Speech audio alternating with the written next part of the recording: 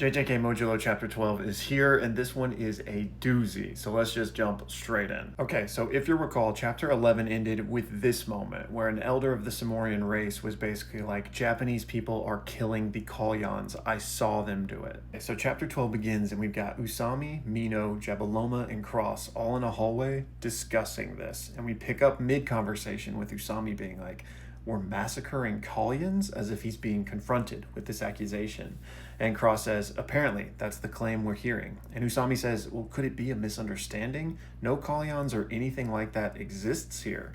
And Jabaloma says, well, we've had tears coming from third eyes of our Samorians, which basically proves this claim. And we've also received reports of Kalyans being massacred in a place you call Tokyo. And Mino goes, Tokyo? And at hearing that, Usami gets like shocked. We then just cut to Yuka, Tsurugi, and Maru, who are apparently out on some sort of mission. And Yuka says, cursed spirits don't manifest outside of Tokyo. And Maru says, really? And Yuka says, since the government was forced to reveal the existence of cursed spirits during the Culling Games, they tried to contain the chaos by claiming they only manifest within Tokyo. Tsurugi then chimes in and says, yeah, and essentially by confining it to Tokyo, we prevented further leaks, and eventually it became the truth that cursed spirits only appeared there.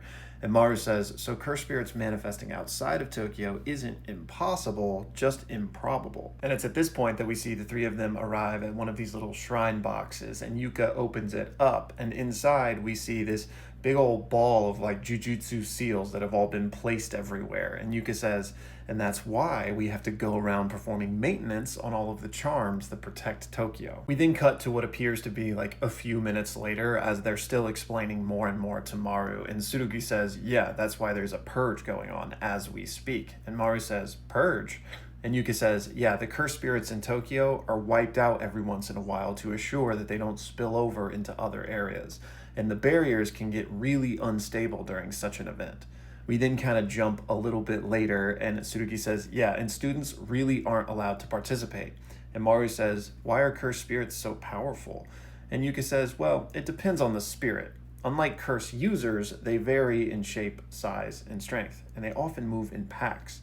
So our old capital became known as. And then we cut to this gorgeous double spread of Tokyo, and it's revealed that it is called the uninhabited, demon-infested Tokyo, and we just see that there are cursed spirits running rampant. We then cut to two sorcerers within Tokyo, and one of them is this guy who we saw a few chapters ago at the big human round table meeting, and then we have, I believe, a yet unseen swordsman, so we're using Miwa for them.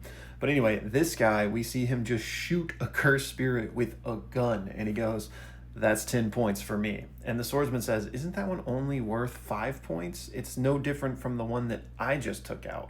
And he says, it's not just about size. The swordsman then said, then what made it special? And this guy says, would you just be quiet and learn to trust your upperclassmen? And he says, let's just keep moving. It's this building up next. And the swordsman says, you scared? And he says, no, you idiot. You know that it requires at least 2 sorcerers anytime you enter a closed building. Those are our rules. The two of them then enter the building, and we see that on the roof there are a bunch of these bat-looking cursed spirits, and they're like, what are those? And they're like, yeah, they're low tier, but there sure are a lot of them. And then we see like these dark hands, shadows, like reaching across the wall and pointing toward a door upstairs, and they're like, what is that? And is it getting closer? So they start to approach the door, and as they do, they hear someone inside saying, oh, you're such a good boy. You're such a smart boy. How did you manage to get here? And they're like, what is that? And they go in and investigate further, and they hear it goes, oh, you're such a good boy. This must have been so tough on you. And then they open the door, and inside they see Osuke getting his face licked by this huge bestial dog-like cursed spirit, and he is just shocked as they catch him in this act, and they are like, what is happening? We then jump to Usami and Mino, who have been relayed this information, and Mino says, so you're telling me that cursed spirits might actually be Kalyans? And Usami says, not quite, but they do seemingly share some essential traits. In fact, curses are most likely the closest beings to a Kalyan, and Kalyans are probably the closest being to a cursed spirit. Contact all of our sorcerers immediately and tell them the purge is halted. we're going to Tokyo. We then see Jabaloma and Cross approach them in this hallway, and Jabaloma says, we will accompany you, and we gotta hurry. And Cross says, yeah, going via our spaceship will get us there the fastest. We then cut back to Yuka, Maru, and Tsurugi, and we see yet again another object covered in Jujutsu seals. And Yuka says, okay, so the easy part is just swapping the charms. The tricky part, though, is when the charm contains a cursed object. And in such cases, we have to handle it with the utmost care. Because over time, the nature of a cursed object changes. What once repelled evil may instead turn into something that attracts it. And Maru says, I see. So that's all a sorcerer's job is then. And both of them kind of look at him like, hey. And he goes, oh, don't get me wrong. I didn't mean to be, condescending, but the fact that protecting people doesn't depend on some kind of fate or ideal, but is instead presented as just simply part of the job. I think that's nice. Tsurugi says, do Rumelian warriors not do something similar? And Maru says, no, warriors don't choose their own path. It's decreed by the Kalyan from your village of birth. And Yuka says, you can tell if someone's going to be a sorcerer or not at birth? And Maru says, well, not all Kalyans, of course, but the ones who can are special. They're usually several thousand years old and are almost always sanctified. And Tsurugi says, several thousand? And Yuka says, yeah, they were immortal. And Maru says, we get our middle names from Kalyans, actually. And Tsurugi says, is that so? And Yuka's thinking, Maru's middle name was so freaking long, I can't remember it for the life of me. We then jump to Usami, Mino, Jabaloma, and Cross. We see them arrive on a rooftop in Tokyo. And just as they do, we see this nearby building window explode out. And they're like, oh no, are we too late? And Usami says, just leave it to me. And he whips off his glove, revealing the Inumaki cursed clan marks. We then cut to this guy, the gun wielder, and he's apparently the one that burst out of the window, and now he's on the street.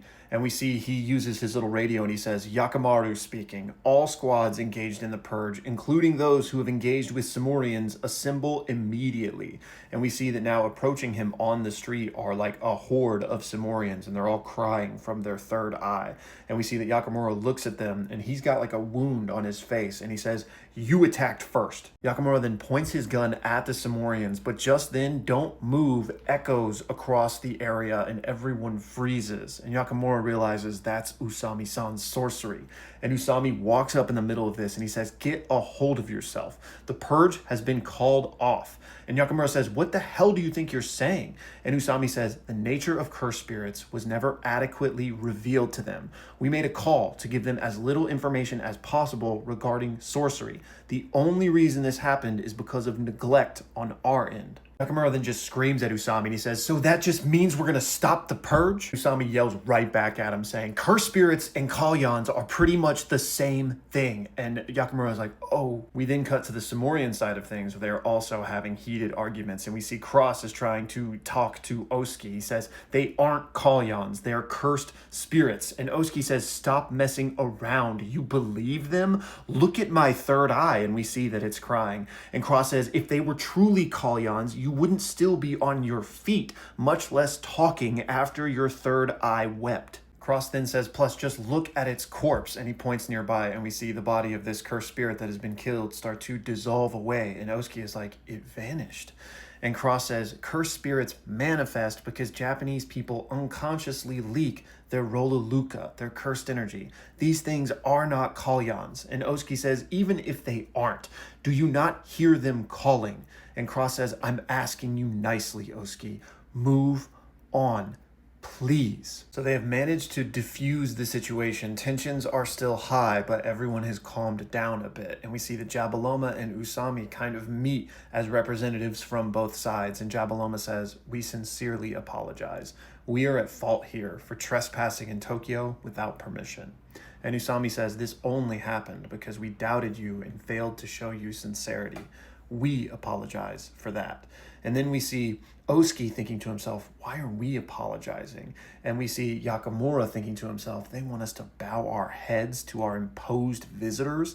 And he's just grabbing the wound on his face. And we can see that he's just really tense. We then see Jabaloma says, the best course of action here would probably be for us to disperse at once. And Usami says, good thinking. We'll reconvene later tonight. As this is happening, Yakamura sees Cross reach into his vest for something and he just bugs out. We then jump back to Yuka, Maru, and Tsurugi, and we see Yuka closing one of these shrines, and she says, well, that's that. And Maru says, couldn't they organize this somewhere that's like easier to access? And Yuka says, they can't help it. This location is key for the barrier. And Tsurugi adds in and says, yeah, high or low spots make for good locations, especially holy ones. Maru says, just thinking about all of this makes me tired. And Yuka says, yeah, well, sorcerers are always short on staff. And Tsurugi says, but with the help of the Rumelians. And Maru says, I've got it. That could make it work. We can be of use to Earth. And they basically all are just like smiling and happy because they found a way where they can perhaps coexist. We then cut to the three of them back in the city, away from these shrines they were working on, and the three of them are about to part ways. But Maru says, I'm gonna go inform the others, and I'm sure everyone is going to be ecstatic. And Tsurugi says, I can't wait to see their reaction. And Yuka says, well then, we'll see you tomorrow. And all of three of them kind of go their separate ways. We then cut back to Tokyo, where we just see the skyline and two huge sound effects that are bang, bang! It's then revealed that Cross has two enormous gaping wounds in his chest where Yakamura has shot him, and everyone just starts freaking out. Osuke yells, Cross! And Usami says, why the hell did you just shoot him? And Yakamura says, he reached for his weapon. He made the first move. And Osuke is like, I'm going to kill you, you bastard. And Jabaloma's like, don't, like, Osuke, calm down. And all the other Samorians are like, Jabaloma, get out of the way. Meanwhile, the humans are freaking out as well. The swordsman reaching for their sword. Usami goes to use his cursed speech, and then everyone freezes. And they do so not because of Usami's cursed speech, but because Dabura has appeared, and his presence has basically shook all of them. So they all freeze, and Dabura says, what is going on here? And that's where the chapter ends, with the editor's note, and thus the special grade appears. Absolutely insane chapter. Gege Akutami, I swear to God, if you kill Cross because he was racially profiled and shot, Y'all, my biggest takeaways here are that we do have confirmation that Kalyans and cursed spirits are not the exact same thing, but they obviously share a ton of similarities. One of the most important differences, though, is that cursed spirits obviously dissipate, whereas Kalyans have physical bodies that, you know, everyone can see. But something that's interesting, and something I even speculated on, I think, in a video from this past week, was whether or not the Samorians could actually communicate with Kalyans. And they can. Not only did Osuke say, like, you heard their voices, Maru, so even they can communicate with cursed spirits to some extent, but as Maru revealed, Kalyans are who dictates, like, who's a warrior from birth. So I can't wait to learn more about this Kalyan relationship they have. Other than that, Dabura just showed up. Hopefully he's chill, man. Hopefully things have not boiled past the point of no return here, but it might largely depend on if Cross can be saved or not. So damn, y'all, let me know all of your thoughts. I'm out of town right now. I'm on vacation, so I hope the quality, the lighting, the audio wasn't too bad. I tried to set it up as best I could, but, you know, bear with me. But yeah, let me know all y'all's thoughts. And as always, thank you so much for watching.